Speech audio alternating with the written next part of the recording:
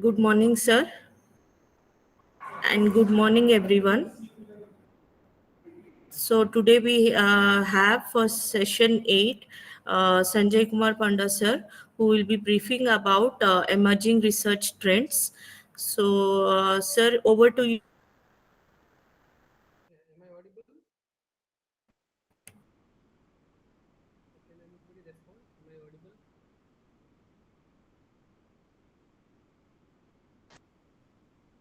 Am I audible? Yes, yes. Okay, thank you so much. So, good morning, everyone. I welcome all of you to this session in which I am going to discuss about emerging research trends. So, there are several topics that are which are very emerging in the field of electronics and information communication technology वो or क्यों you phone can करने say को? computer science and allied branches. So, but due to the time constraint, I am going to discuss about two different technologies in today's lecture. But before going to these two technology, I will tell you about the hype cycle for emerging technologies. I request Pratap sir to please mute. Thank you. So first, we are going to discuss about the hype cycle of emerging technologies, where we can see what are the different technologies that are popular as per the hype cycle. And as you can see in this hype cycle, I will show you that cycle, and you can see in that cycle that some emerging technologies that are associated with artificial intelligence. That's why I proposed artificial intelligence is one of the emerging trend. And also nowadays, blockchain is also one of the very popular paradigm, I can say, because from the security aspects, people are nowadays integrating blockchain systems. So I'll highlight about these two emerging trends in this particular session, followed by the conclusion and references. So coming to the hype cycle, this hype cycle was released by Gartner in the year of 2023, and Gartner releases this hype cycle twice in a year, one in the first 6 months, preferably in the January and February, and another in the second 6 month, that is maybe in the month of July or August. So I am showing you this hype cycle of 2023, not the latest one, because the latest one is not available in the public domain. So whenever Gartner releases a particular hype cycle, so uh, Gartner releases a hype cycle, the cycle is not available in the public domain. Many industries, many academics, okay, my voice is just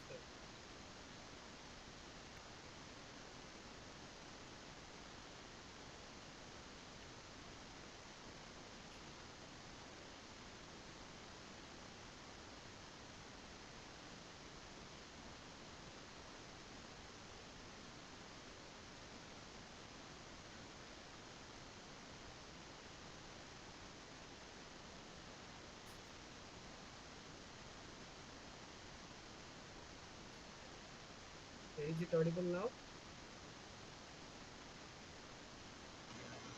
Yes, yes, audible, audible. Yeah, okay, thank you. So Gartner, as I mentioned, that the latest hype cycle is not available in the public domain. The reason is that this hype cycle is subscribed by many of the industries, many of the academics, and many of the practitioners. That's why the latest hype cycle is not available. So I'm showing you whatever the hype cycle available in the public domain. So as you can see here that in Gartner hype cycle 2023, which shows the expectation from different technologies over a period of time. So if you see this hype cycle, in x-axis it is showing time, and y-axis it shows expectations, and each and every colored dots are or triangles represent different technologies that are emerging. if you see this particular hype cycle, again the time x-axis is further divided into five parts. The first one is innovation trigger, second is peak of inflated expectations, third one is low of disillusionment, fourth is slope of enlightenment, fifth one is plateau of productivity. Like human being is having having life from birth to death, having different cycle like childhood, adulthood, and so on. Similarly, every technology is having five different phases. So when a technology is new to the market, then it is present in innovation trigger. When the technology is in immature stage, I can say, because people are not aware of this technology, and mostly people have not adopted this technology. But over a period of time, people know about this particular technology. They know what are the applications associated with this technology. So what they actually do, they adopt this technology for their cost cutting solutions, for their business need, for energy efficiency, and so on. So that's why a technology will move from innovation trigger to the peak period. Then over a period of time, some new technologies will come into the picture, which is going to make the existing technology is obsolete. Okay, so this way, different technologies moves in this life cycle. Although Gartner predicts this life period of these technologies every 6 years. Like here you can see the life periods are given in different colored dots. Like white color dots is represent less than 2 years, then 2 to 5 years, then 5 to 10 years, then more than 10 years, or a cross mark indicate the technology is obsolete. So if you see, there are two technologies that are marked in a yellow color triangle. First one is cyber security mesh architecture. It indicates that this particular technology. Am I audible? Somebody is saying not audible. Yes, sir, your voice is little bit low, what I feel. I also felt the same problem. Could you just be little bit clarity? Just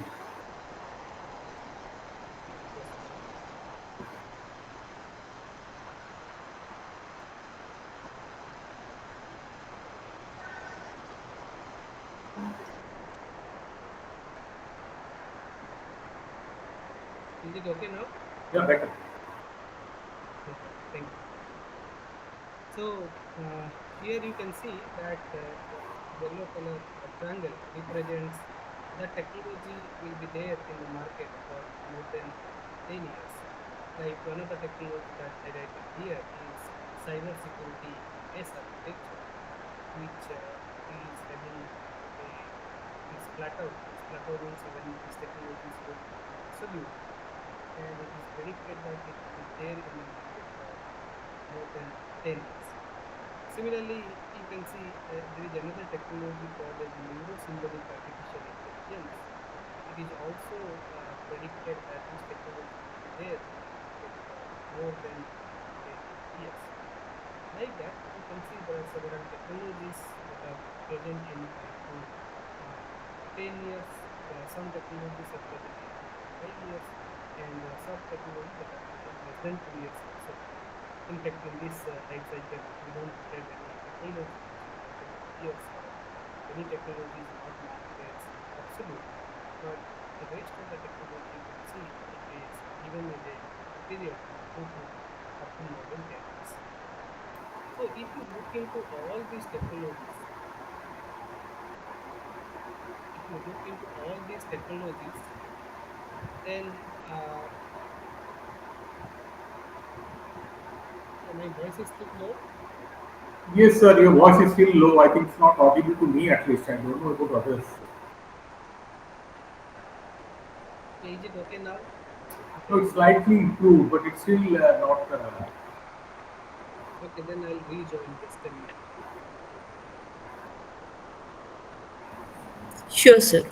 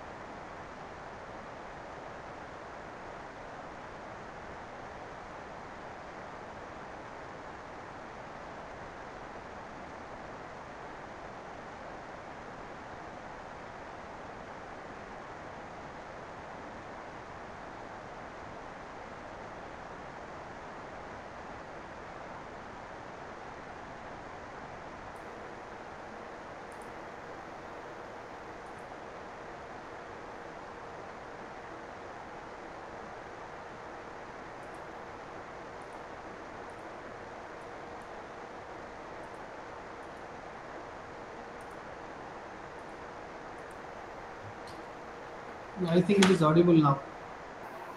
Yeah, yes. Good, good. Yes, sir. Loud and clear. Yeah, so here we are discussing about the hype cycle of emerging technologies, and I mentioned you that there are different technologies that you can see in this hype cycle, whose life period is from 2 years to more than 10 years. So if you look into all these technologies, so you will find most of these technologies are depending on artificial intelligence, or some technologies are also associated with machine learning, some are associated with security, and more or less these are associated with information communication technologies.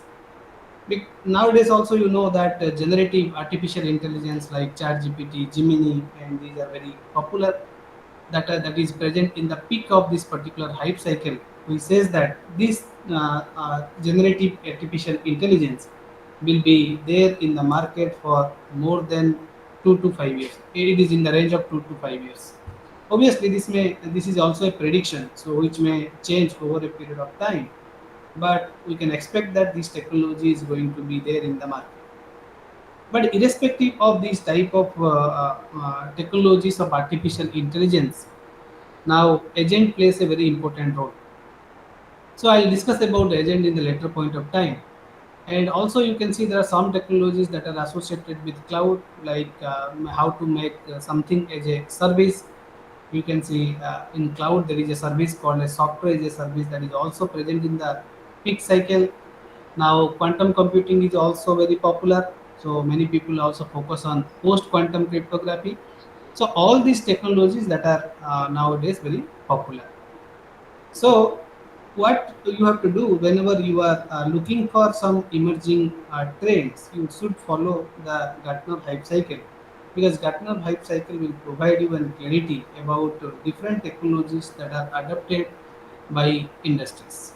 So, if you are interested in some of these technologies that you can integrate for developing some kind of processes, some kind of developments, some kind of prototypes, that will be definitely has a market value. So that is the reason why we are looking to this hype cycle. So Gartner is not only releasing this hype cycle for emerging technologies, but also it releases hype cycle for specific technologies. For example, this hype cycle is only focusing on artificial intelligence. Similarly, there is a hype cycle that is only focusing on machine learning. There is a hype cycle that only focus on the cloud computing, or respective area. You can also search that what are the technologies that are popular if Gartner actually forecast that thing. So if you look into AI again, you can look into your generative AI. Again, this is from July 2023 hype cycle, and the previous one is August 2023 hype cycle.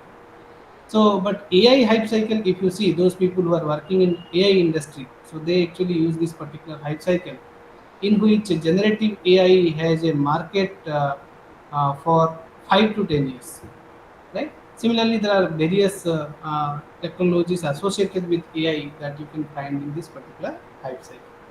That's why this particular hype cycle is referred by academia.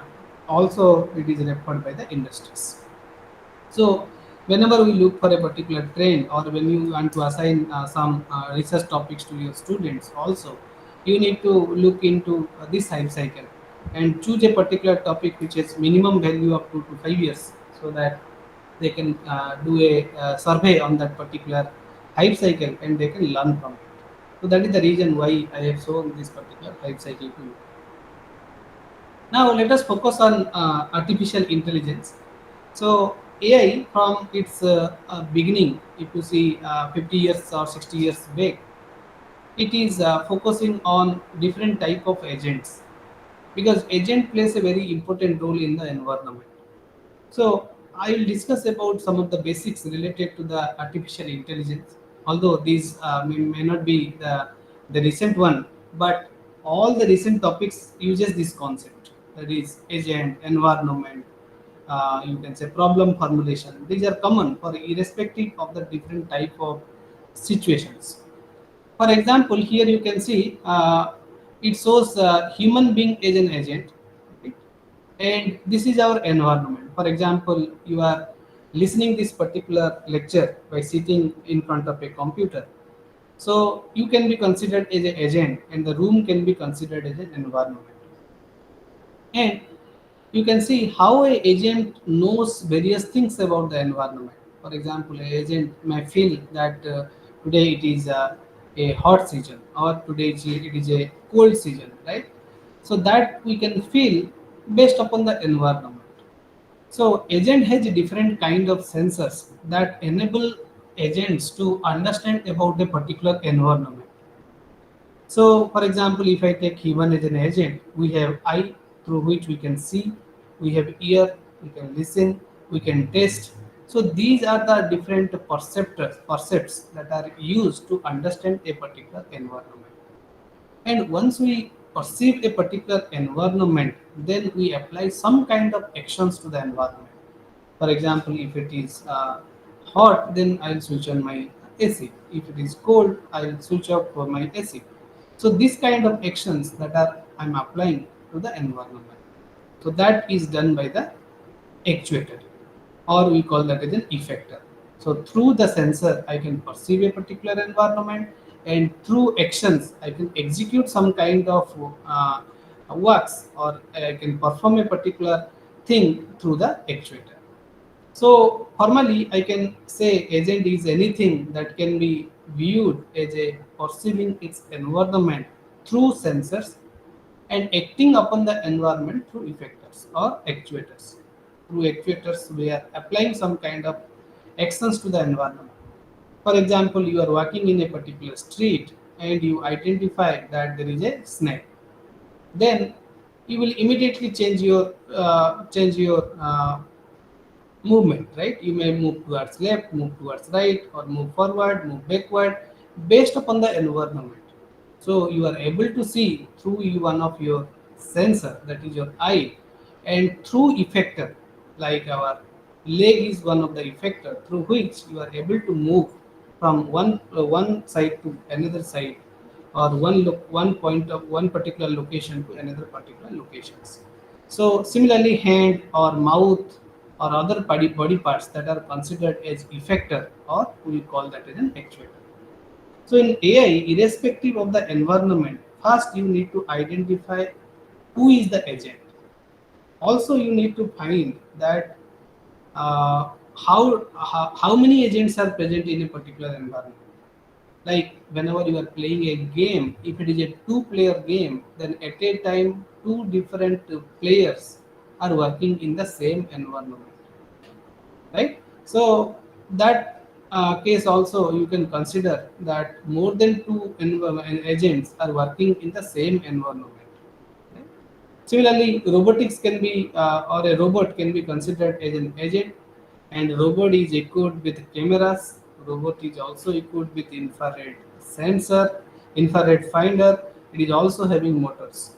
So through camera, a robot can identify a particular object, and through motor, it can move from one location to the another location, or it can change the direction. So sensors and effectors are the components of the robot.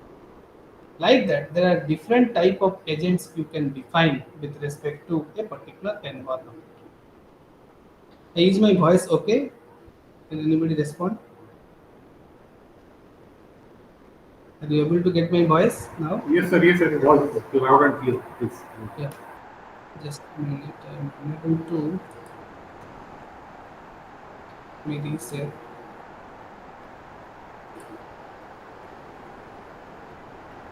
Okay. So please let me know if my voice is not audible in between. Now there are different type of agents we have in AI environment, right? So for example, if I talk about the first type of agent is called as rational agent. So rational agent is one that does the right thing. For example, in previous example, I told human is an agent, robot is an agent. So if a agent do the right thing, then we call that agent as a rational agent. But the statement is an ambiguous statement, because what is right for a particular agent that may not be right for others.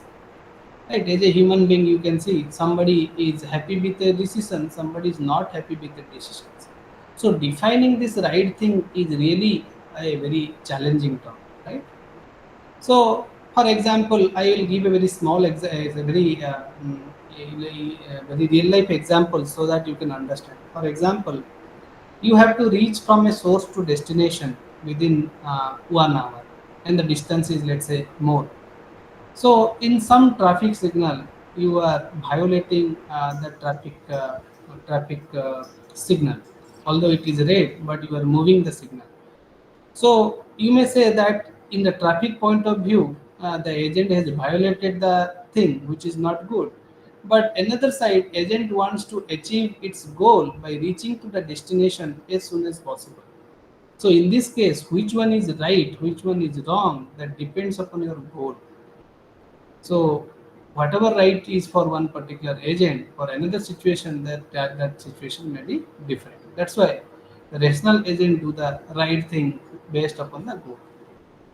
So we'll say that right action is one that will cause the agent to be the most successful. If the agent stops in each and every traffic signal and follows the traffic signal, it is not most successful.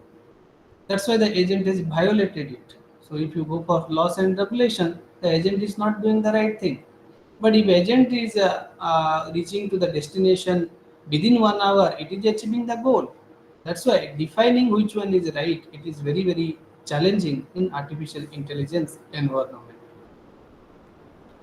Now, if I take another example, like all of you are using vacuum cleaner at your home, and vacuum cleaner is cleaning our floor. So if the floor is dirty, so normally vacuum cleaner, like if you go to nowadays airport, if you go to now bus stands, now all these locations, now vacuum cleaners are there. Vacuum cleaner is cleaning the surface. So manpower is also not required for the vacuum cleaner to monitor this vacuum cleaner. Just you can start the vacuum cleaner, so it will clean the surface, right? So now the question is that how to decide that vacuum cleaner is doing the right thing. So for deciding this one, we have two different clause. One is called as how, another is called as when. So in order to say that the vacuum cleaner is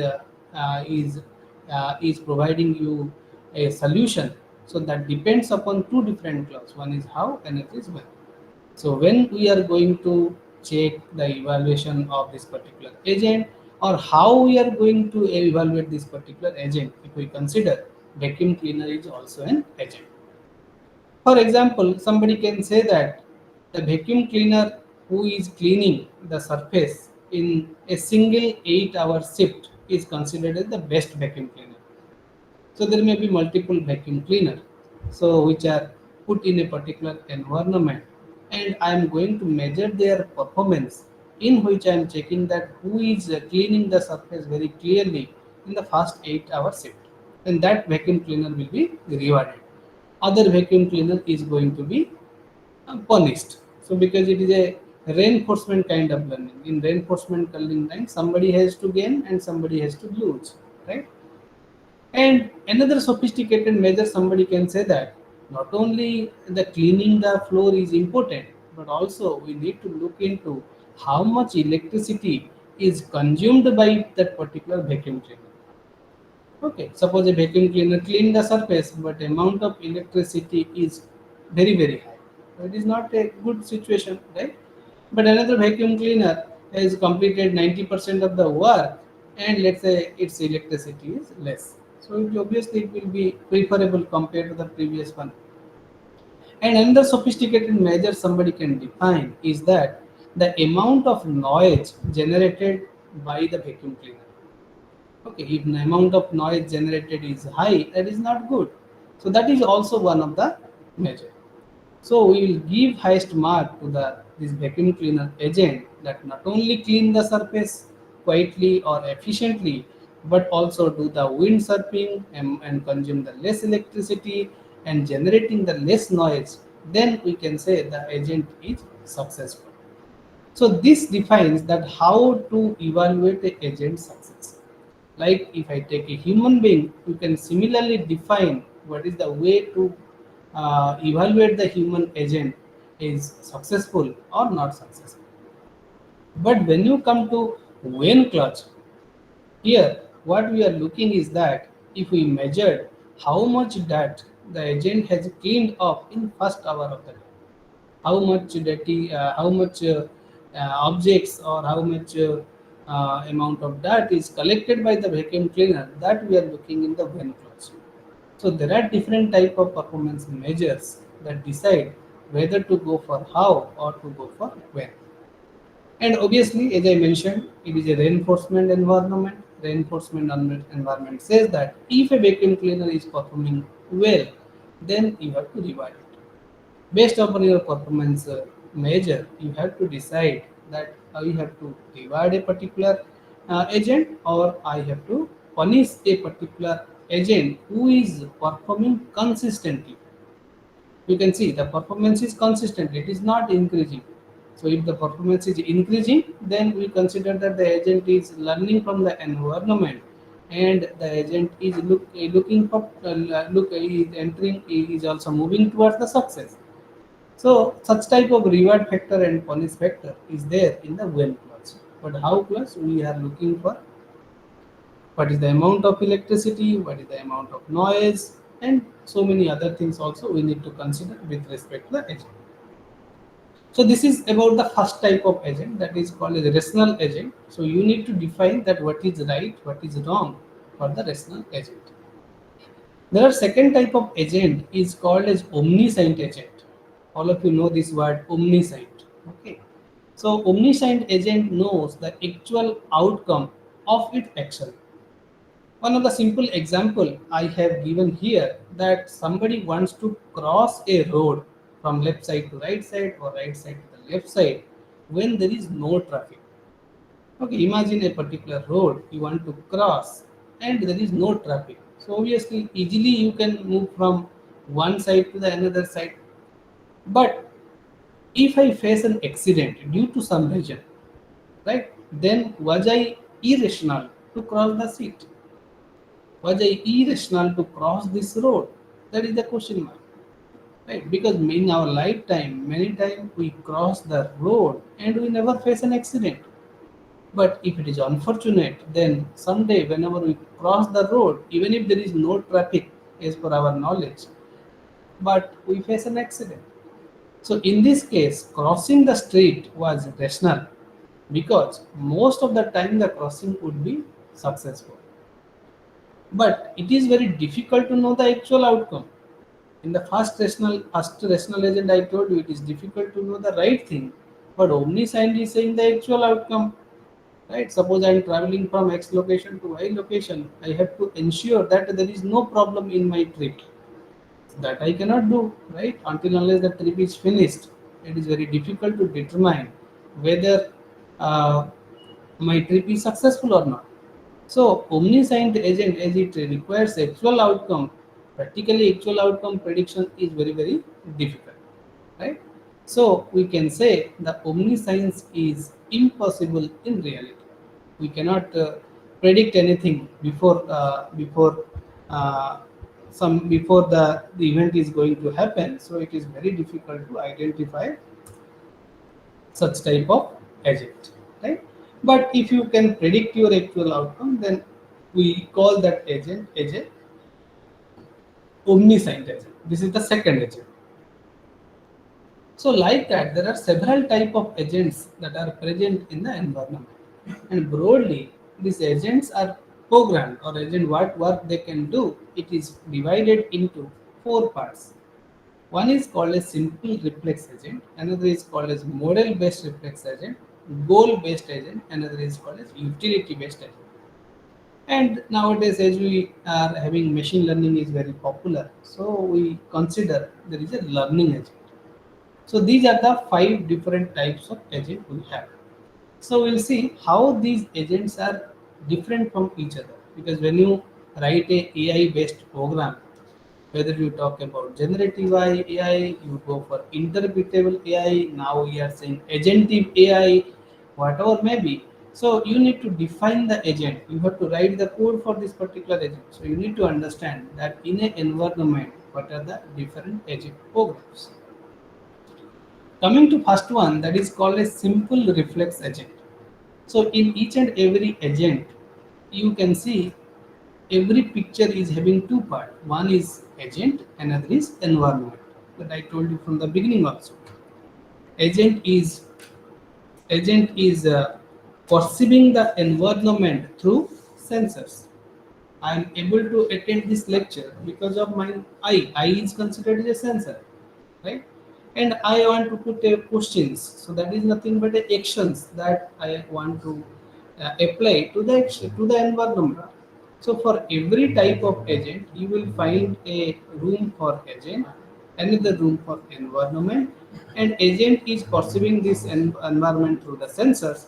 After perceiving these sensors, it has to do a couple of tasks. Then it has to apply some actions to the environment. That is through the actuator or effectors. So what happened in simple reflex agent, that is more important. In simple reflex agent, if you see here, it is once it is perceiving a particular environment, it is asking the first question, what the world is like now. For example, let us take a simple example to understand it. For example, you are driving a car, and while you are driving a car, you saw that there is another car in front of you. So as another car is in front of you and it is moving slow, you want to cross that particular car. So before crossing the car, so we are asking that what the world is like now. Can I cross that particular car or not? Whether it is possible to cross that car or not. So for that, I have another question that what action I should do now. One of the actions somebody can say that you follow that particular car, but you don't cross that particular car because environment is not good. Second case, somebody can say that you can turn towards right and cross that particular car as there is no vehicle are coming from other side. Okay. So there are lot many conditions are there. Based upon that, I am going to take this action. So in order to answer these questions that what action I should do now, it is based on a condition action rule.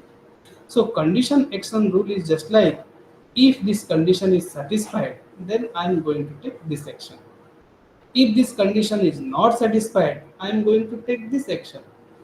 Like that, everything you should represent it in the form of a if then clause. So that is called as condition action rule. For example, here you can see if car in front of me is braking, okay, then I have to initiate the braking. Okay, if the car in front of me is braking, I am also going to do the braking or whatever the car is doing. If a car also, let's say, blow the horn, that also I am going to do that, right? But everything cannot be represented in the form of condition action rule. Okay, anything you can see that we cannot we cannot represent everything in the condition action rule, right? Like every situations, right? It is a car driving environment is a real time environment, or aeroplane system is also a real time environment. Catching all these actions in real time is not practically possible. So it will work only, the simple reflex agent will work only if the correct decision can be made based on the current percept. First thing is that you should represent it the form of condition action rule, and also you need to see that correct decision can be made on the basis of current percept. Then only you will be uh, able to make this agent to move in that particular environment. Otherwise, it is not possible. So in order to overcome this one, there is another type of agent that is called as a reflex agent with state. And the difference between this simple reflex agent and reflex agent with state is that Here, your current situation is depending on only the percept, what you are perceiving. But reflex agent with state is considering the current situation by taking two things. One is percept, another is the stored internal state. So this way we can differentiate. Okay, this way we can differentiate a simple reflex agent and reflex agent with the state. Okay, that way we can differentiate these two. Right. Similarly, you can see there are different types of agents we have. Right. I will tell you one after another. But let us see the diagrammatic representation of reflex agent with state, through which we will understand that how actually it differs from the simple reflex agent. In fact, I can say simple reflex agent is a subset of reflex agent with state. And this reflex agent with state is also called as a model based reflex agent. For example, if you see here, this is the agent boundary and this is the environment, and agent has perceived the environment to the sensor like the previous one. Then the first question is we asked in the uh, simple reflex agent is that what the world is like now. But in order to decide that what the world is like now, here the reflex agent is using different number of states. Like every action can be represented in the form of state. For example, I can consider steering is considered as a state, braking is considered as a state, accelerator can be considered as a state, and so on. Then I also need to answer how the world evolves, right? Whether it is a wet road or it is a dry road, and other things also I need to consider. Then also I need to answer what my action do. Based upon these things, I can answer this particular question. So previously you can see in simplest reflex agent, this question is answered without these states or these questions. So obviously this reflex agent has more information, it is collecting more information compared to the simple reflex agent. Now, in order to apply what action I should do now, it is again dependent on the condition action rule. So, but I told you that condition action rule you cannot define for each and every type of conditions. Like if you talk about the MySyn, one of the expert system which is developed long way for medical information system, it is capturing everything in the form of different kind of questionnaires. But all type of questionnaires cannot be captured through expert system. So that is the major challenge with this reflex agent as well as the simple reflex agent with state and simple reflex agent. So in order to avoid this one, there is another type of agent that is called as goal based agent. Again, you can see the previous agent is a subset of this goal based agent. So here we introduced different kind of actions, like what it will be like if I do action A, what I will be if I do action B or action C, or whatever actions are possible at a particular situation. For example, if you are driving a car and you are just about to reach a particular junction, the junction can from the junction you can take a left move, you can go straight, or you can move right. So now you need to decide, right? Now you need to decide which path leads to your destination. Okay, for example, if the left path is not reaching to your destination, obviously you are not going to choose. But the straight path and right path reaching to your destination, but let's say the forward straight path is having no traffic or it is a national highway, and right side it is having some street roads. So based upon your condition, you can decide which particular path you are going to choose.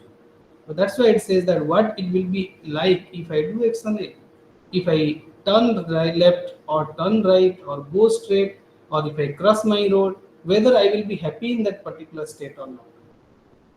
Okay, so that way you can define this particular agent, right? So different kind of actions you need to evaluate and represent it in the form of states. Based upon that, you can take a action.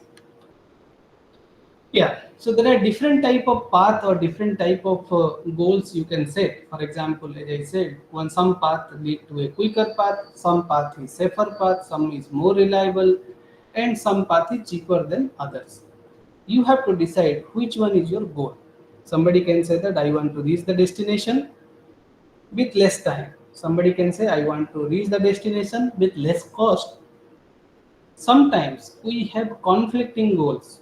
Like somebody will say, I want to reach the destination not only with less time but also with less cost. So this cost and time, they are conflicting objective, right? You cannot achieve both things as well. But if such a things are happen, so what we are going to do, we are defining a utility function that is going to specify the appropriate trade-off. Like if I am increasing one parameter, how it impacts in the another parameter, or if I increasing another parameter, how it impacts the first parameter. That way I can decide that which one I am going to choose or what factors I have to put for each and every type of objectives. So in order to improve the performance of the previous agent, that is called as uh, a model based goal based agent, there is another type of agent that is called as utility based agent. So in utility based agent, you have more flexibility. Like it says that if I am going to execute a particular action, then whether I will be happy or not. If I move fast, whether I will be happy or not. If I go as per the rules, whether it is happy or not, right? So in order to say that whether a particular agent is happy in a particular state, we are calculating a utility factor. Okay, utility factor is normally in the range of 0 to 1.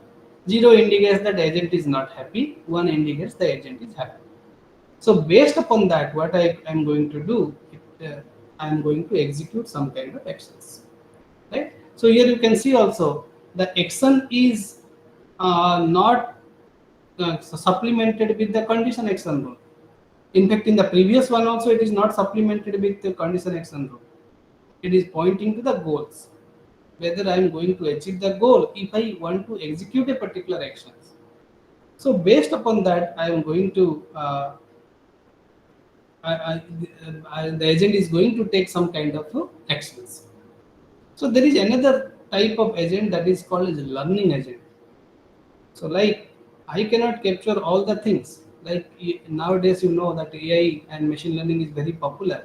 That's why irrespective of different research area, in fact it is not limited to computer science and any other branch.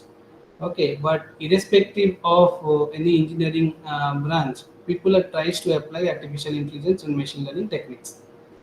They don't check that whether AI machine learning techniques are suitable for their type of problem.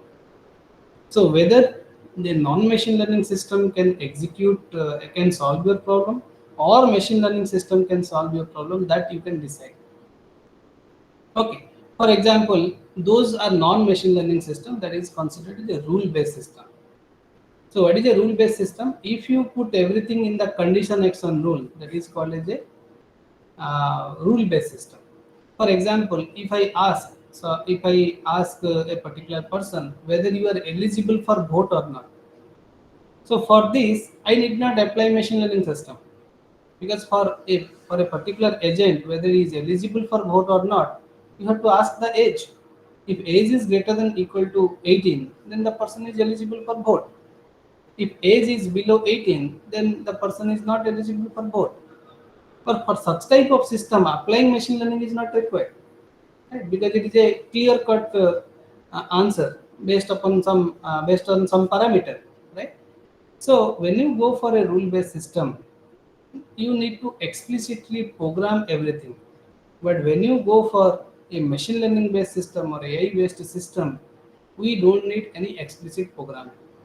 Rather than we believe in different kind of patterns and different kind of examples, these patterns and examples will help us to do a particular type of task. So in that case, learning agent is actually really helpful. So in learning agent, what we have? We have problem generator, we have performance element, we have critic. So critic is just like in while a movie is released, the critics are giving opinion, right? Critics are giving their opinion. So basically they are giving some kind of feedback. So feedback is really essential. You can see all the four type of agent that we have discussed before reaching this learning agent.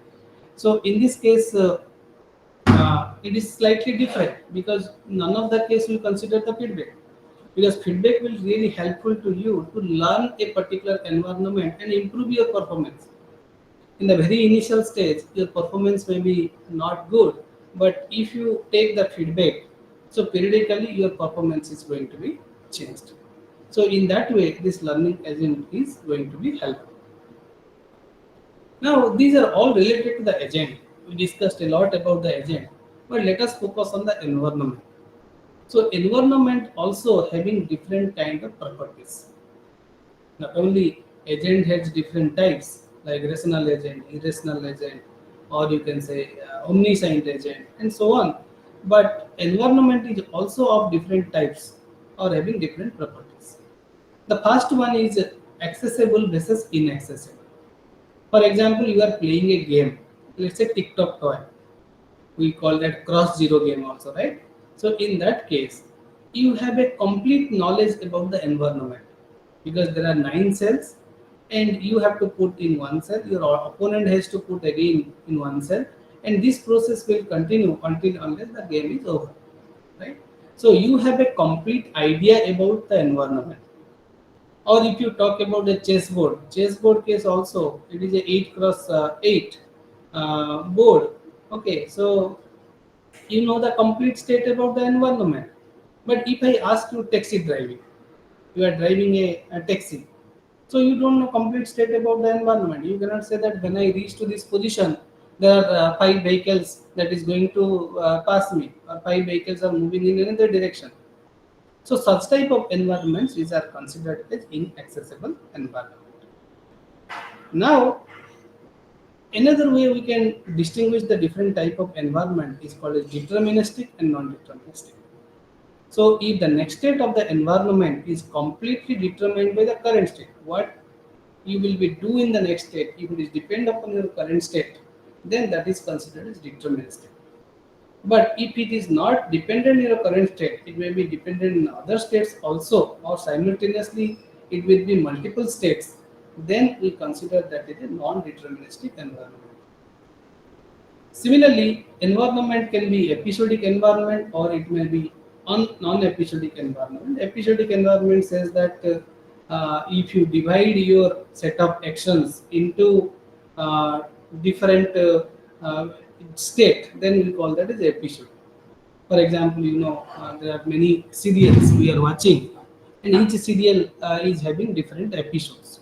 So if I can decompose it, then I can say it is episode. For example, a robot movement, I can say left, right, forward, backward, left, left, again right. So I can divide these actions. So if you can do it, that is called as episodic. If you cannot do it, that is called as non-episodic. Similarly, we have a static environment. We have also the dynamic environment. Static environment case, we can say the environment cannot change. It is fixed, right? Only the agent is moving in that environment. Okay. Suppose in a, let's say you are searching for a particular element in a puzzle game. Okay, searching for an element for a puzzle game. So you can change your state, but the entire environment is static. So agent is only moving in that environment. But in the dynamic environment, when an agent is moving, its opponent is also moving.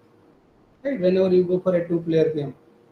Okay, so when one particular element, a particular when particular agent is moving, its opponent is also makes it difficult for the agent to choose a next move. So that is also moving. So every time the environment is also changing.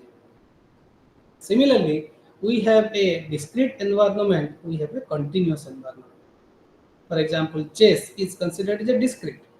Yesterday also I told you there are the variables when we consider variable may be discrete or it may be continuous under the numeric variable. But when you go for taxi driving, it is continuous. So out of these different type of environments, if you pick a particular problem, and in fact many real life problems are inaccessible, they are non-deterministic, they are non-episodic, they are dynamic, and they are continuous. So it is quite challenge to solve this type of problems. Okay. Now the third part in AI I want to discuss is different type of problems. So there are different type of problems you can encounter in artificial intelligence. So basically these problems are divided into four types. One is called as single state problem, second one is multi-state problem, contingency problem, exploration problem. So in each and every type of problem again can be visualized, whether they are deterministic or non-deterministic, whether they are fully observable, partially observable, or non-observable. Right?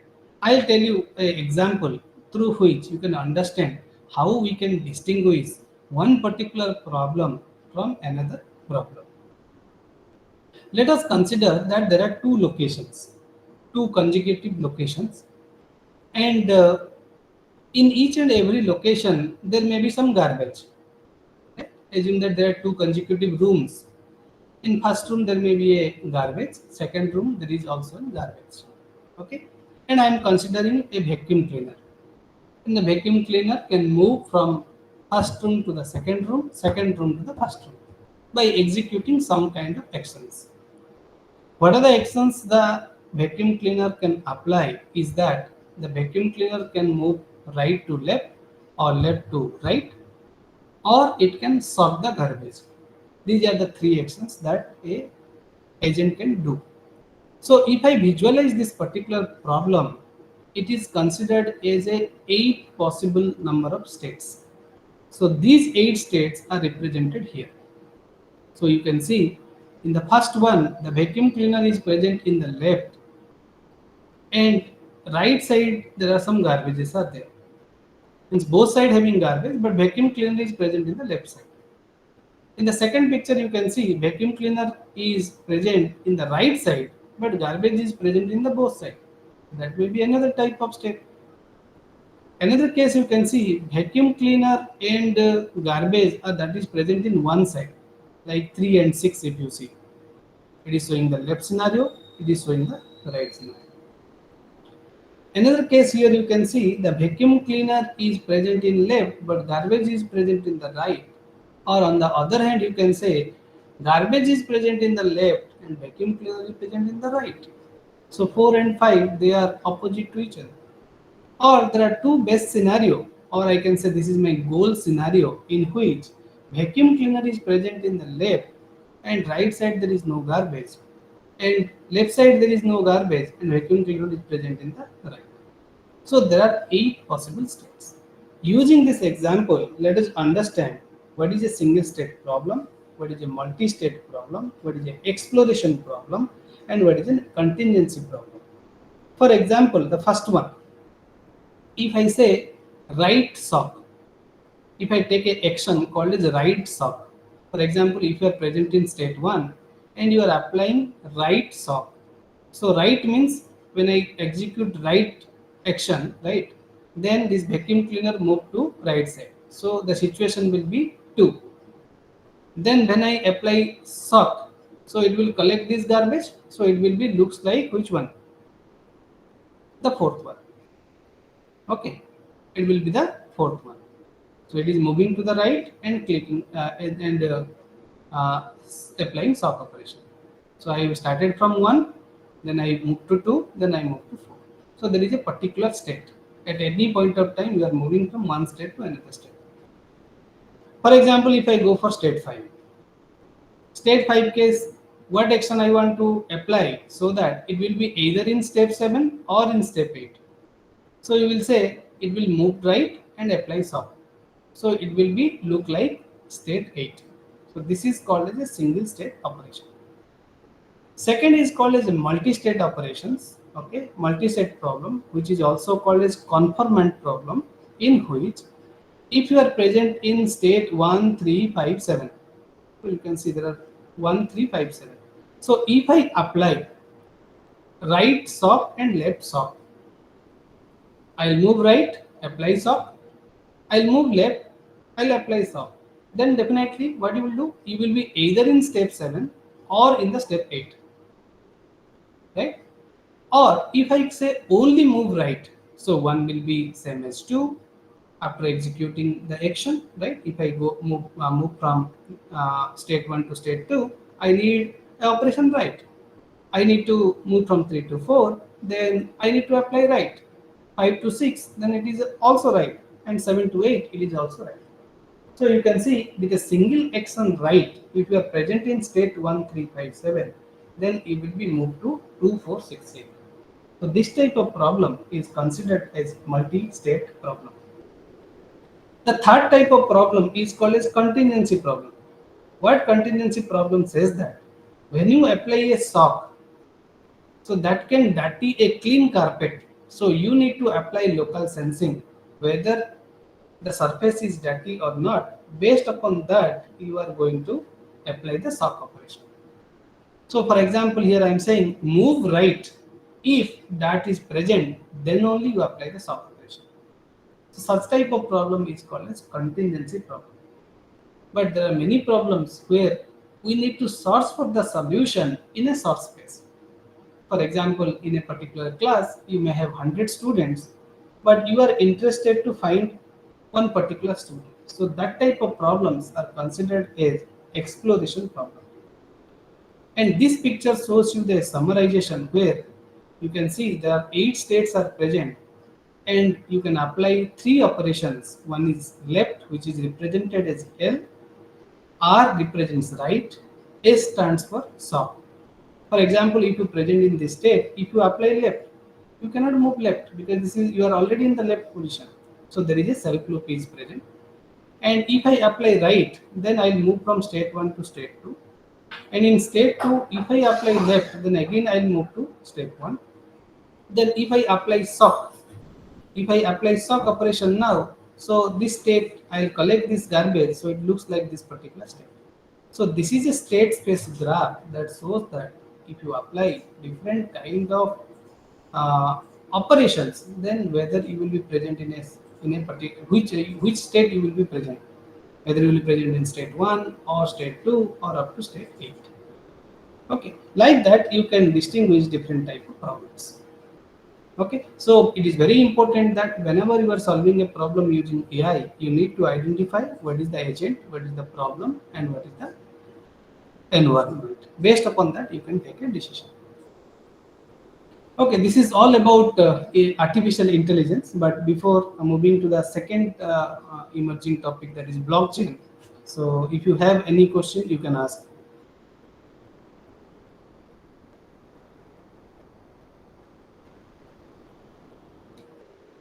Yeah, if anybody is having any question, you can ask.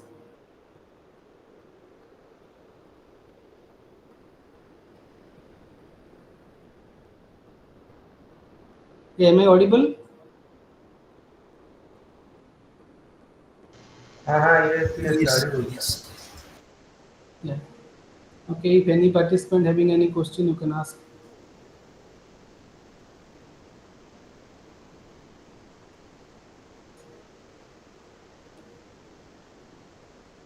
Okay, if there is no question, then I'll start the second topic, that is blockchain.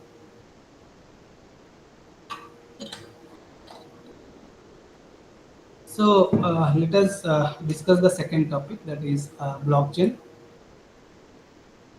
So nowadays, in the security perspective, or you can say in transaction perspective, blockchain becomes very popular topic.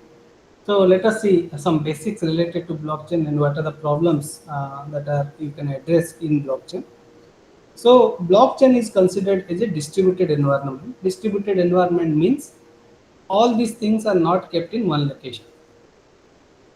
If it is a centralized system, we keep everything into one particular location. But in blockchain, we keep the things in multiple locations. That's why it is called as distributed one. So distributed one is obviously having a advantages is that if something happened in one location, it is not going to impact others. Like if you see most of the Google services that we are using in our day-to-day life, Google also keeps the data in multiple locations. Because in one location, if a particular server is failed or a network is unreachable, then in another location you will get the data without any interruption. That's why it is considered as a distributed system. It is also replicated peer-to-peer network databases. So peer-to-peer network databases means every node that are participating in the network is having equal role. Okay, so here blockchain allows multiple non-trusted parties. Like if you go for bank, like every day you are doing different transactions, EPI transactions, you are transferring some money to some other account. So in which there are trusted party, like I am transferring some amount to you, I am considered as a trusted party. You are also considered as a trusted party, and bank is transacting in between these two. But blockchain is used when you have non-trusting parties and they want to do any kind of transaction without any trusted intermediary.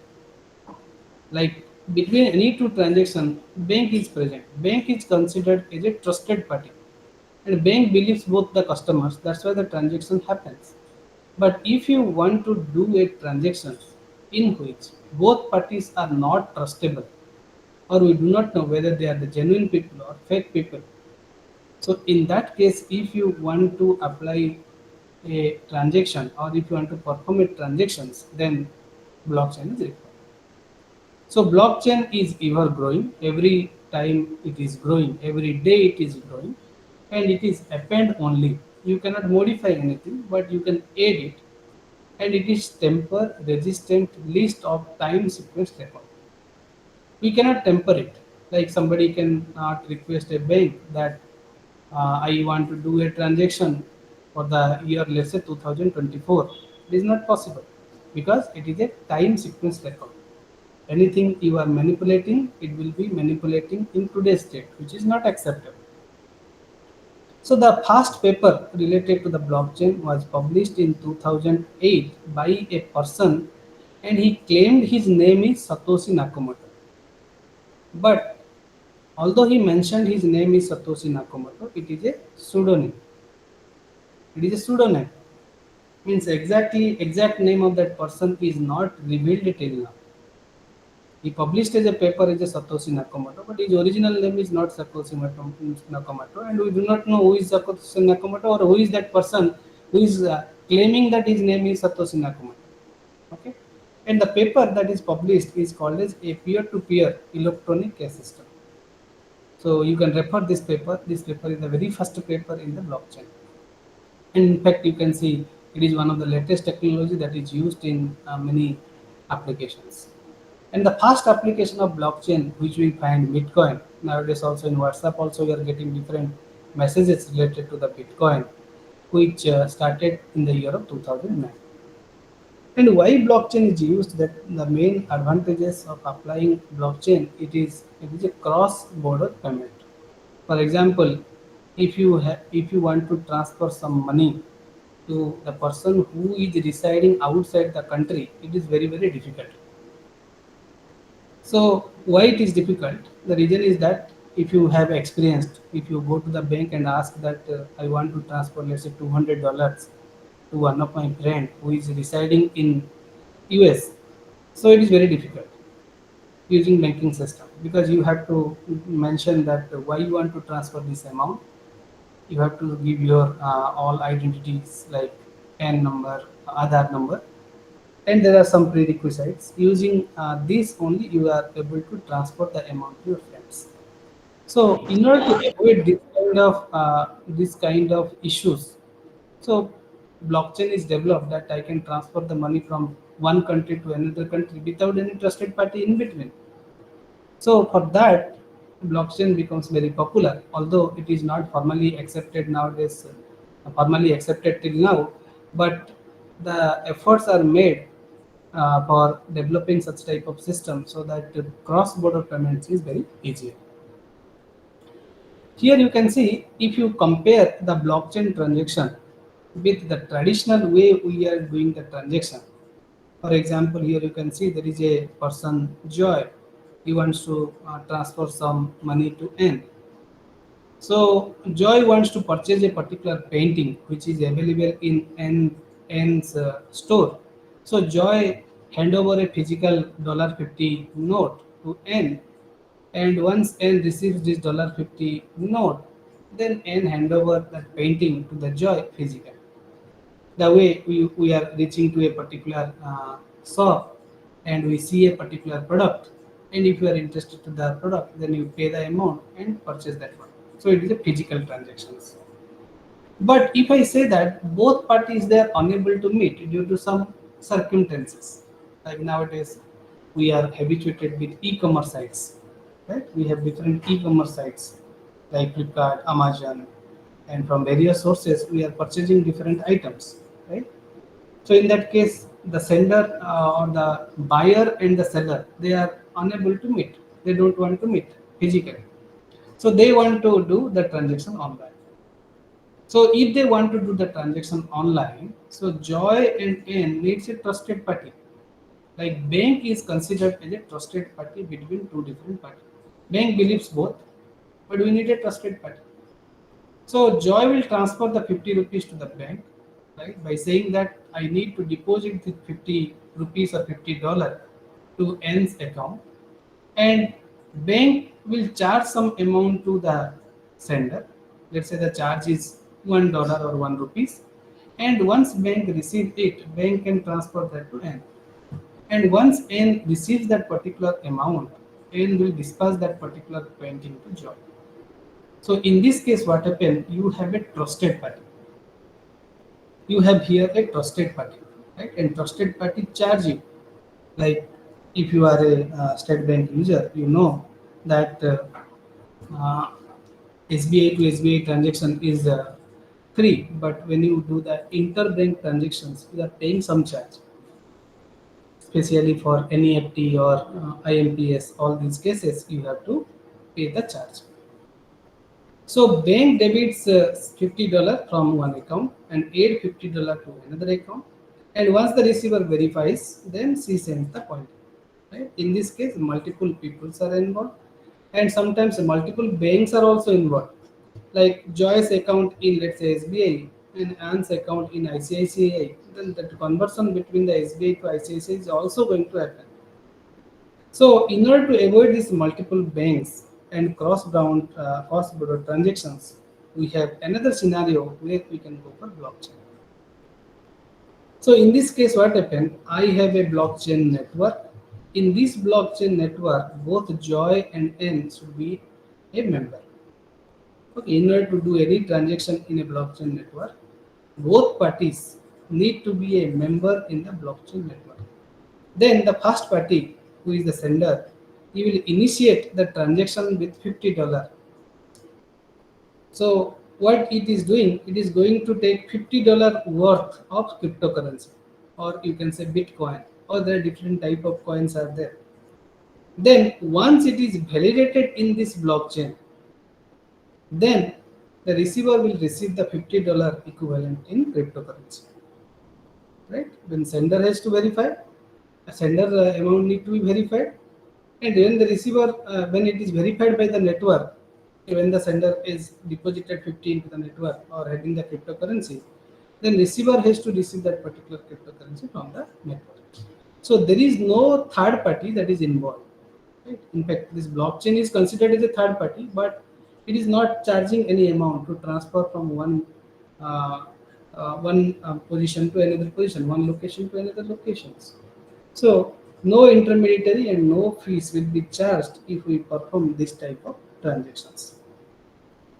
Now, if you see the key concept behind this blockchain, how this transaction actually happens, for that you need to understand what is the difference between client-server network and peer-to-peer network.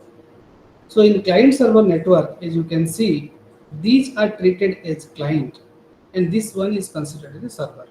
So normally these clients are less powerful and the server is more powerful. Okay. So in this client server network, the communication happens between client to the server. Clients normally make a request and server usually provide that particular resource to the client. So communication is to inform the centralized server. But the problem in this architecture is that if this powerful server is failed or unavailable, then these clients are helpless. So in order to avoid this traditional network, we have a peer-to-peer network. In peer-to-peer network, every node is considered as master. There is no slave. Every node is having same power, okay, or they are considered as a peer. So they can participate, they can request, they can solve anything they can do. So if a node is failed in this particular network, it is not going to impact other nodes. But in the case of client server architecture, if the centralized node is failed, then it is going to pull up the entire network. Right? But when we go for a smaller blockchain using this type of network, it is also prone to attack. What is the attack? For example, out of here I have taken, let's say, 8 different nodes. Out of 8 nodes, if 5 nodes are belongs to one party, so they can launch a attack. Like in order to make a transaction successful in the blockchain, if I say 51% people should agree. So if 5 node belongs to one person, a unauthorized transaction can also be accepted by these 5 people, as they are holding the majority of the network. That's why a single peer node or a group of peers with common interest, they could gain over the majority of the nodes, which leads to a blockchain attack. And we refer this attack is called as 51% attack. So we have to ensure that if the blockchain is growing, so this type of attack is not possible, right? So obviously the number of nodes are in million or billions. So it is impractical to have half of the nodes belongs to a particular person or a group of persons. So it is very difficult. And sometimes these nodes also, the node owners, they don't know each other. So such type of attacks are avoided in the in the blockchain network once it is grows. But if it is a, you can say if it is a smaller blockchain, then there is a chance of any attack. Now, how actually this blockchain technology works? So two important part here you can see. First thing is obviously trust. Second one is called as trust opinion. Sorry, first one is trust. Second one is called as reputation. So trust is personal, right? Whether joy trust N or N trust joy, it is the personal opinion. But if I ask the reputation, reputation is a public opinion. If a particular organization is reputed or not, that is a public opinion. So we need to consider both trust and reputation in this case. So in blockchain network, you can see the trust is related to two different questions. The first question says that, are you whom you say you are? That means you have to verify the identity. And in order to verify the identity of a person, authentication is the best mechanism. In authentication, you are associated with the key. Through that, you can authenticate a particular user. Second one is, do you have the right to do what you want to do? So that is nothing about permission. And permission talk about authorization. Whether you are authorized to accept a particular transaction or whether you are authorized to decline a particular transactions. So these two will define the trust. So we are going to use more than one key, or you can say in asymmetric cryptography, if you know, cryptography is broadly divided into symmetric and asymmetric cryptography. In symmetric key, we are using only one key, but asymmetric cryptography, we are using two keys. For example, in this case, here you can see that every user is having two keys. One is public key and another is private key. So here you can see Joy is having two key. One is called as private key and another is public key. For example, every one of you is having a email account. In your email account, you have a public key, that is your email ID, whereas private key is your password. So every user that are participating in the network, is having a public key as well as private key. So both these public key and private keys are generated and stored in a place which we call as wallet. Even if in the mobile wallet also we have public key as well as private key. Now, how can we guarantee the authenticity of the data and ensure that it will be not tampered with the transit? Whenever this N makes a transition or Joy makes a transition, right? So, what is the guarantee that nobody is tampering in this particular network? So, for this, we have a digital signature. And digital signature comprises of three parts. It generates the public and private key, and it has two algorithms. One is called a signing algorithm, another is called a verification algorithm. Signing algorithm will help to authenticate, will able to check the identity of a particular sender. Verification algorithm will run by the receiver to check that whether it is from the intended sender or not. Right? So here you can see that how these transactions happen. I'll tell you in a step-by-step process. So let us come to the first step. So now first step is that Joy and N share their public key with each other. Like if you want to send some money to me, or if I want to send a money to you, I should know your UPI number, right? We very frequently also whenever you are making transaction, you are asking the receiver what is your number. Okay. Preferably, we are using the UPI numbers or mobile numbers as a UPI numbers. So once they share their public key with each other, in the steps 2, Joy generate a hash of the transactions. Whatever transaction it has to perform, it has to generate the hash of that particular transaction. And using this private key, it is going to encrypt the hash value. This is the hash value. It has applied the private key, then it created this particular message. Okay, so it is creating his nothing but digital signature. So now, third step, Joy encrypts this digitally signed transaction file with N public key. Okay, N's public key is again just like you are putting a letter inside an envelope, and you are covering that envelope with another envelope. Like that, first we have hash, then we have private key, then we have public key of the receiver. Right? So, as there is a combination of public and private key pair, anybody receive this one, it cannot decrypt it, right? So once Joy encrypts using digital signed transaction file with N's public key, it sends it to N's via the blockchain network. So this is the blockchain network which it is sending. Now when N receives this encrypted file, she decrypts the file using her private key to access Joy's digitally signed document. That's why there is an importance of public key and private key. So basically, N runs two algorithms. One is for verification, it runs two different processes. It regenerates the digest, which is called as message digest, by running the hash algorithm, and the digest will be used for the comparison. For example, this is the text. It is applying the hash algorithm. It is getting the hash value, and using Joy's digital signature and the key, it has again generated the hash, and it is checking that whether these two hashes are equal or not. If two hashes are equal, then it says that this file is authenticated, otherwise we consider that this is not authenticated. Okay, so N decrypts Joy's digital signature using the public key to get the messages and compares two hashes to confirm that a transaction is from Joy and has not been tampered with in transit. So this way actually the blockchain technology works. And digital signatures are what gives the data recorded on a blockchain its immutability. Immutability means you are not able to modify. As we are using the authentication mechanism for identity, authorization mechanism for signing or the permissions, so we can claim this blockchain technology is secure. Now, if you want to see that how this blockchain generate this hash value, the number of sites are there. For example, here I am referring to a particular site, and if you visit this site, here whatever text you will write, based on that, it will generate the hash value.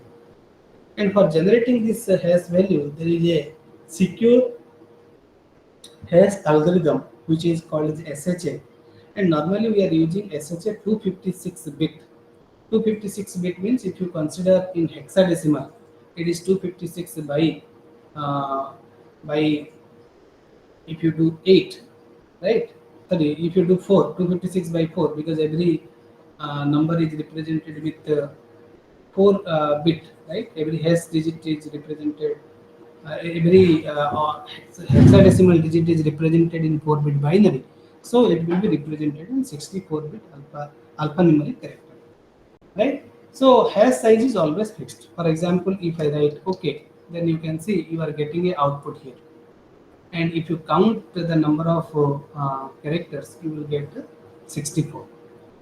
And each and every if you count each and every alphanumeric character, you will get total number of alphanumeric characters is 64. And each alphanumeric character is represented in 4-bit of binary. So 64 cross 4, it is equal to 256 bit. But if you can see, when I am pressing OK, it is 56533. But when I am putting a space, then you can see again the hash value changed. If I put another space, again the hash value changed. Okay. So the way you are writing OK in capital letter, the way you are writing OK in the small letter, or one case capital, one case small, all these are different. So with a small change in your input, you will get a drastic change in our output. Similarly, there is another site you can see, not only it is restricted to a particular site, any site you visit, there are many online tools you can find where you can check, you will get the same as well. So for example, if I go to another site, which I mentioned here. Okay, so if I open this site, if I type here OK, then also you will get the same as well. So the algorithm is a one-way hash function. With this value, you cannot find what is the text, but from the text you can find the hash value. So let me save these two links. Those who are interested, you can also visit this site and get the hash value for your input message. Okay, so now if I if I show you that this is SHA 256, right? But you can see there are some other algorithms are also present, like SHA 512 is also present. Okay, in the case of SHA 512, we have 512 bits. Okay, similarly CRC is also there, message digest is there, SHA1 is there. Okay, there are so many other types of key generation mechanisms are also there, and there are some popular cryptographic mechanisms also you can find here, like advanced encryption method AES, and data encryption standard triple DES, RC4, ECDSA, okay, which is I think belongs to elliptic crop cryptography, and RSA, Reverse Samir, Adelman. All these algorithms, encryption, decryption process you can find from this particular tool. Now I'll tell you about this particular site which I said in the chat box, where you can see these sites give you an idea about what is a hash, what is a block, what is a blockchain, what is distributed, what is token, and what is coinbase.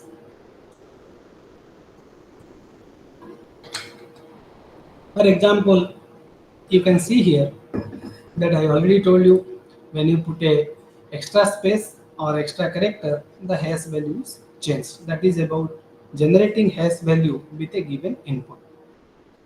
Now let us focus on what is a block in blockchain. So if you go to the second tab in this particular website, you will get a block. So every block has a block ID. So block ID is represented with a number, right? And the first block is called as the genesis block. Initial block is considered as genesis block. Okay, and all other blocks follows the genesis block. And every block is having a nonce. Okay, nonce is a random number, and you have a data. Okay, so if I write okay, then you will get a data, and you can see suddenly this block is changed. So in order to change something or append, as I told you, it is append only, you cannot modify. You have to mine that particular block, and once you mine the block, then it will be turned again in the green color, right? So a block contains what? block ID, nonce, data, and hash, and it is having this hash value is connected to another particular block. So this will give you the idea related to the block in blockchain. So every block is contains the transaction data details. Okay, every block is having the idea about different transactions. So when a particular block is over, right, it can record only, let's say, some considerable amount of transactions, then a new block is created. And that new block will be connected to a previous block. Like here you can see the first block is our genesis block, and the hash value of this block is connected to block 1. So block 1 is having previous block hash value and current block hash value, which is again connected to block 2. It is having timestamp, it is having nonce, it is having a Merkle root. So Merkle root is a hierarchical structure to keep the data. So that's why we are using the Merkle root. Similarly, you can see all these blocks looks identical, but they are having the hash value of the previous one. So anytime if you do any kind of modifications, so it will be hampering the previous block and the subsequent blocks. Right? If I modify something here, it will affect the current block. In your previous block, there is no effect, but subsequent blocks are having the issues. Right? For example, I'll show you also this in this particular demo. Okay, I have opened here. So if I go to blockchain, here you can see there are a number of blocks we have. Right? Initially, all the blocks are given in green color. The reason is that the hash value of this particular block is also present here. So this is the link from one block to another block.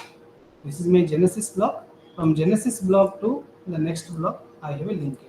Again, whatever hash value is here, that is present in the next block. So if I modify something here, it is not only affecting this one, it will affect the subsequent blocks, right? And every block is having a random number. And first block case, the hash value is all zeros. Okay, if you see the first block, all the values are zero because it is the initial block and there is no block preceding to this particular block. That's why the hash value is zero. Okay, so for example, if I want to write something, let's say here, then I have modified this particular block. So you can see the color of every block is now going to be changed, right? So for example, I want to modify something here, then it is not affecting block 1, but it is affecting block 3, block 4 and block 5. Okay, so whenever you modify a particular block, it is affecting the subsequent blocks. So they need to actually mine it. Okay, if you mine it, then it is going to authenticate it, right? Then only it is going to be added, otherwise you cannot modify it. So this is considered as the different type of blocks in the blockchain. Okay, which you can see here. Now I am introducing another site where you can get the details about the blockchain. So there is a site called as blockchaindemo.io. So if you visit this site, if you are a beginner, then you will get the details about the blockchain. Like here, if it is giving you the 28, you can say 28 screens in which it will show that how the initial blockchains means initial components of the blockchain. For example, it says that these are the things that you can learn from this particular blockchain 2.0. So it says that data you can write here. Okay, hash value is here, and this is considered as a genesis block, and it is having a timestamp, right? Similarly, these are the information the block contain. As I already mentioned, it is having data, it is having nonce, it is having hash value, timestamp, and so on. Then this is genesis block that I already told you. Then you can see this is considered as a timestamp. It is a record. Okay, so that any point of time, any modification happen, that will happen in the current time. It is not going to affect the previous time, right? Now, what is a hash that I already told you? It is a fixed length of 256 bit or 64 alphanumeric character, and the initial block do not have any hash value. That's why the previous hash value you can see here. The previous hash value is 0. So this is the tool that also you can try. For example, if I write here BPUT Raulkela, so you can see every time it is changing the hash value. Right? Now you can see that it is now authenticated. Now I want to add a new block, and I am writing, let's say, research writing or research trends, right? So I am getting the previous hash value is same as whatever hash value we are getting for the Genesis block. Then I can authenticate this particular block, right? Like that, I can add number of blocks into the blockchain. For example, here I am writing emerging, so that is also considered as a block, right? One block is connected to another block in terms of the hash value. So any modification if I am doing here, it is going to impact the subsequent blocks. And this site is having details, like here you can see it is having a one peer called as Satoshi, that is Satoshi Nakamoto.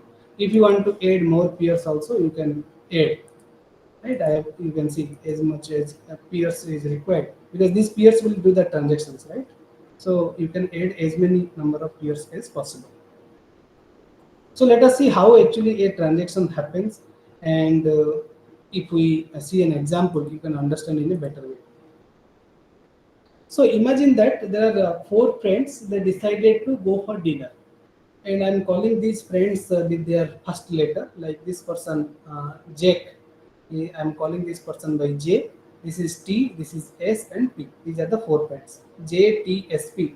They have planned to go for dinner. Now what happened? After they are done with the dinner, so the J has paid the amount.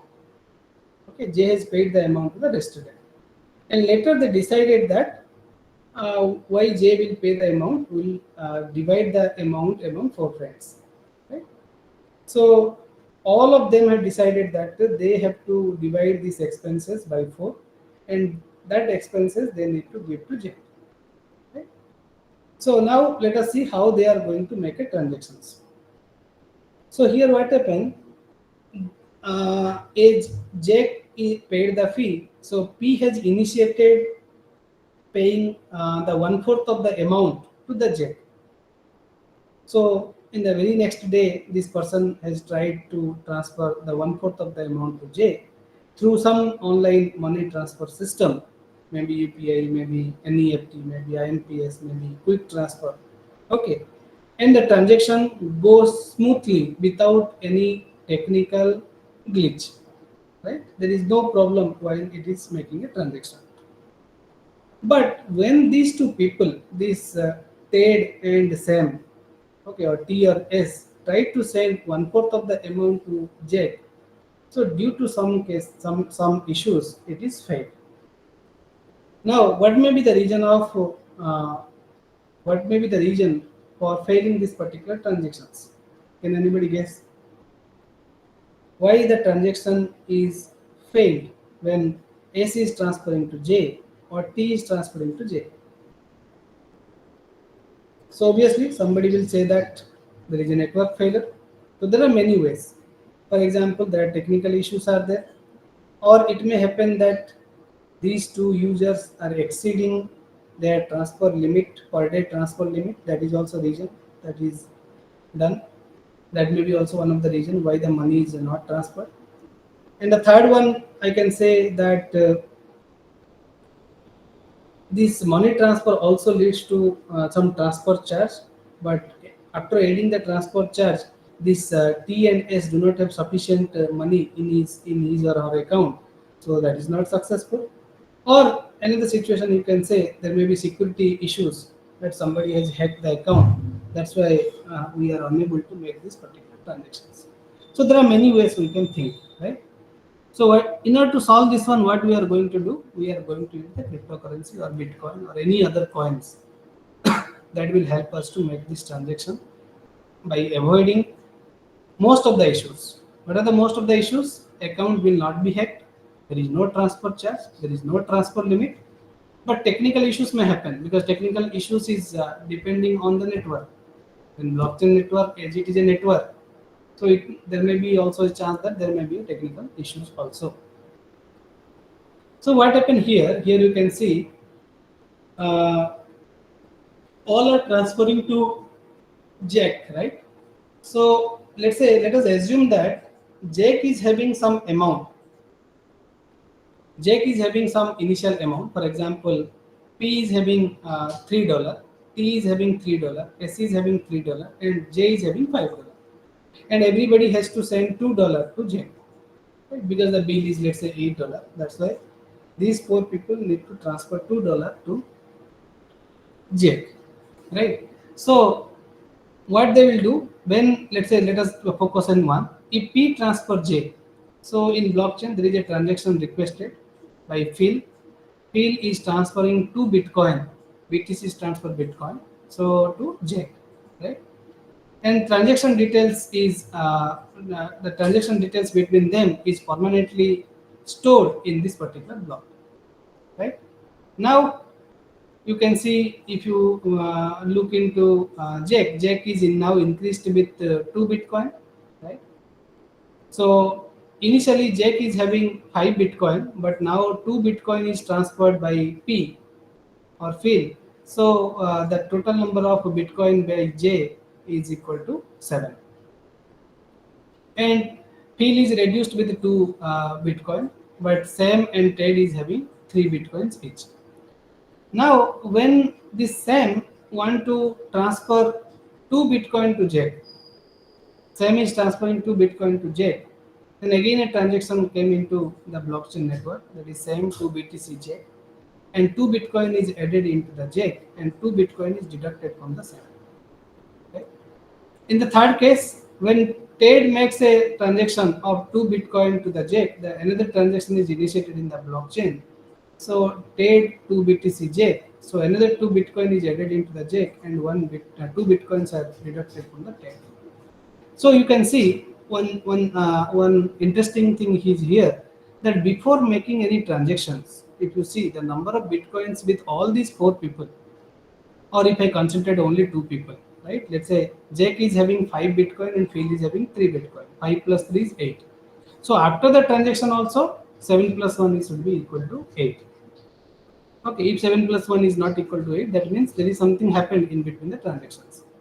Similarly, when Sam is transacting with Jack, okay, Sam is having 3 Bitcoin, Jack is having 7 Bitcoin, 7 plus 3 is equal to 10, and 9 plus 1 is also equal to 10. Similarly, when Ted with the Jack, Ted is having 3, Jack is having 9, so 9 plus 3 is 12. So now 11 plus 1 is also equal to 12.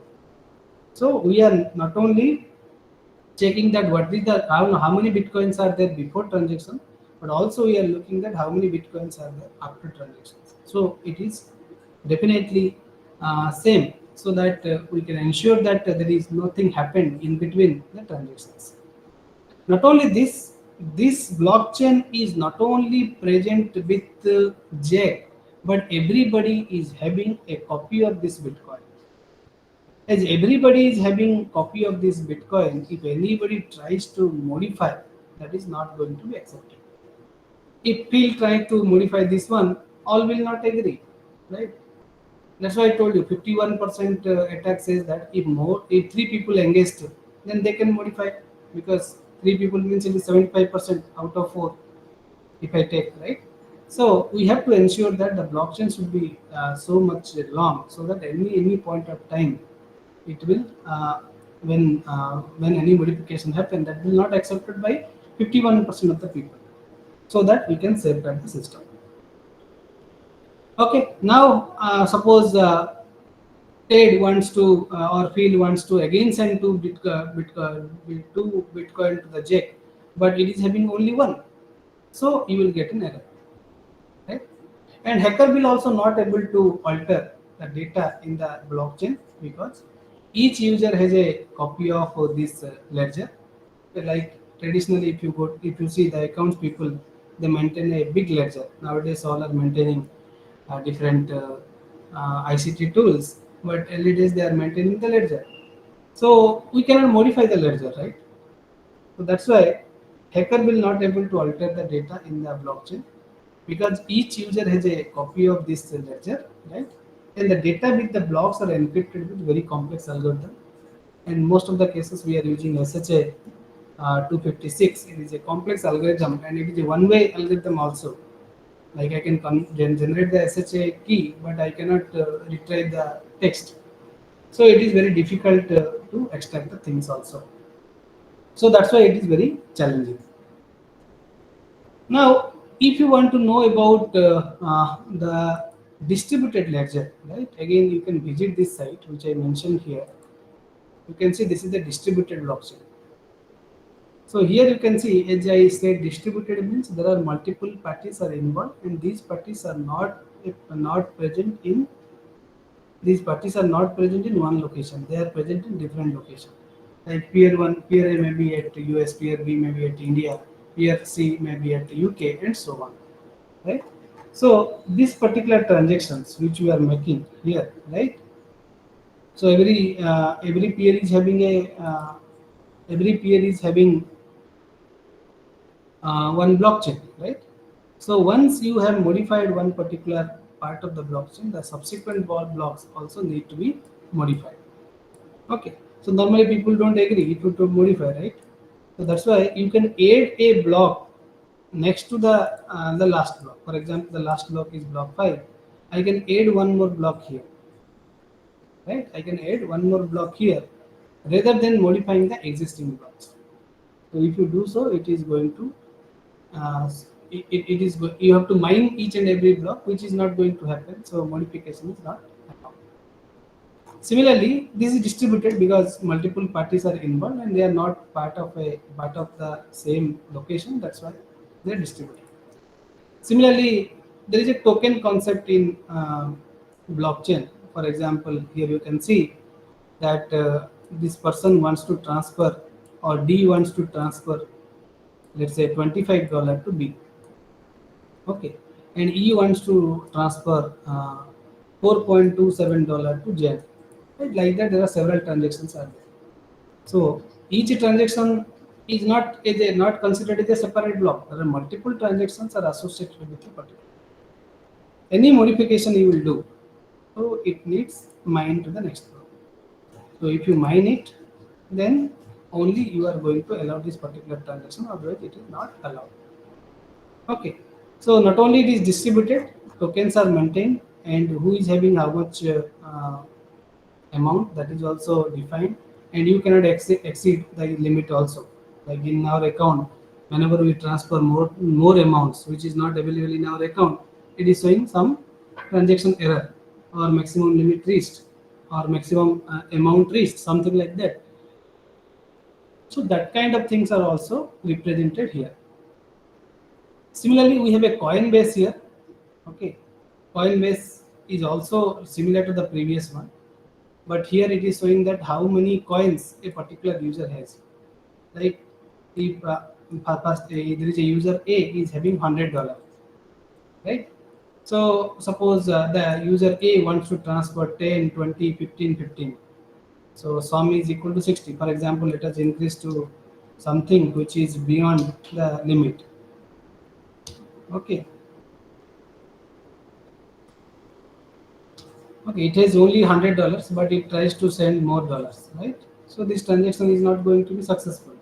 Okay, because some of the amount is $110 and entries do not have $100, so it is not going to.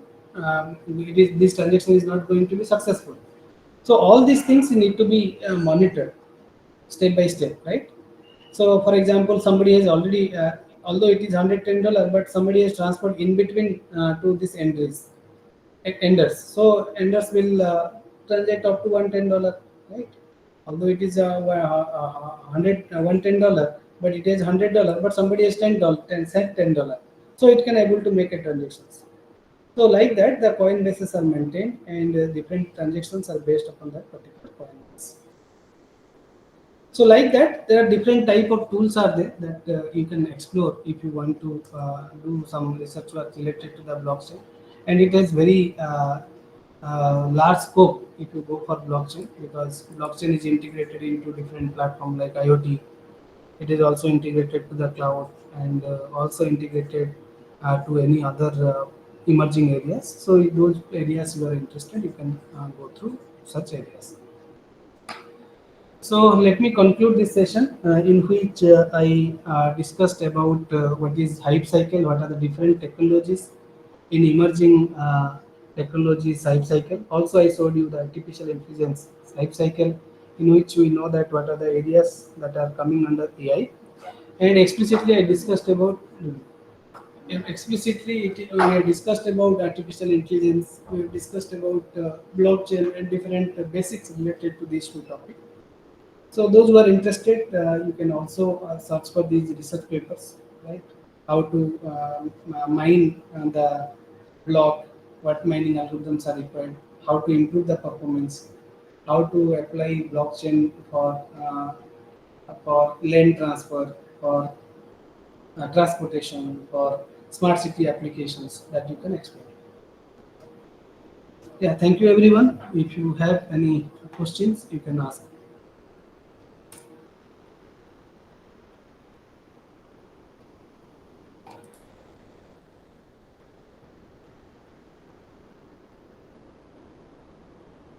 Any participant having any question, you can ask.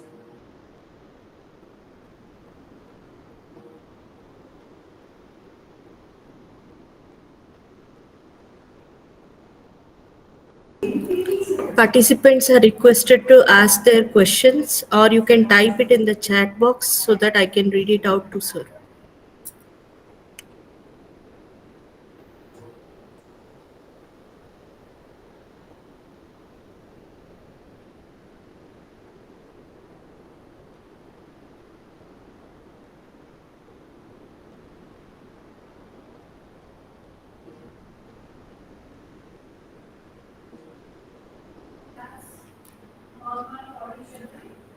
Sir, I hope the session is clear. I don't think so. Any participants have any question? Good afternoon, everyone. It's truly my honor to extend a vote of thanks on behalf of BPUT fraternity after such an engaging and enriching sessions delivered by Dr. Sanjay Kumar Panda sir in this FDP. Mr. Panda sir has stayed online with us in session 5 that was conducted yesterday, where he had given a hands-on experience on introduction to quantitative analysis and the use of statistical package like R. Your deep insights into quantitative analysis, along with practical demonstration of the statistical tool, were incredibly valuable. Today, we had the privilege of delving into some of the most exciting advancements in the world of research, particularly the transformative roles of artificial intelligence in research and blockchain for data security. Sir, your insightful presentation and thorough explanation of how blockchain technology is enhancing data security, ensuring transparency, and fostering trust in research data management was both timely and necessary. On behalf of all of us, I want to express our deepest appreciation for your time, effort, and expertise in sharing these emerging trends with us. We are grateful for your contribution for both the sessions, and we hope to continue learning from your expertise in the future. I would also like to thank all the attendees for their engagement and attention, and I am sure that today's session will inspire all of us to further explore these groundbreaking fields. Thank you all for being a part of this session. Have a wonderful day ahead. Thank you.